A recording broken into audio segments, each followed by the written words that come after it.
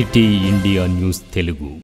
Welcome to city India news. Mahabub Nagar జిల్లా మొహమ్మదాబాద్ మండలం ముక్కర్లాబాద్ సమీపంలో అదుపు తప్పి బోల్తా పడిన ట్రాక్టర్, ఒకరు మృతి, ఇద్దరికి గాయాలు. మంగంపేట మకర్లాబాద్ మధ్యలో ప్రమాదం. హన్వాడ మండలం వేపూరు గ్రామానికి చెందిన గూదే అంజిలమ్మ ట్రాక్టర్ కింద పడి మృతి. మంగంపేటలోని కూతురింటికి వచ్చి వెళ్తూ ఉండగా ఈ ఘటన. ముక్కర్లాబాద్ వరకు నడిచి వెళ్తున్న అంజిలమ్మ ట్రాక్టర్ను లిఫ్ట్ అడిగి ఎక్కింది.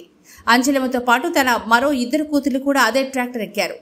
ట్రాక్టర్ దాదాపు 200 మీటర్ల దూరం వెళ్లంగానే ఈ ప్రమాదం జరిగింది.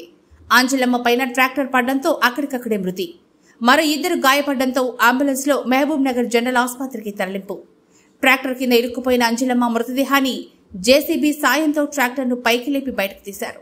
ఘటనా స్థలానికి చేరుకున్న పోలీసులు కేసు నమోదు చేసి దర్యాప్తు చేస్తున్నారు. అంజిలమ్మ మృతదేహాన్ని పోస్ట్ మార్టం కొరకు జిల్లా ఆసుపత్రికి తరలించారు.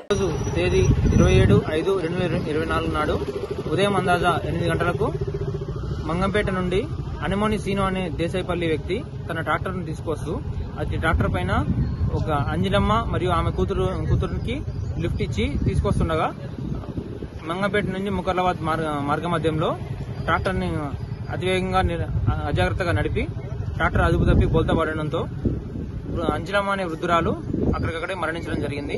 వీటి విషయంలో కేసు నమోదు చేసి దర్యాప్తు చేయండి.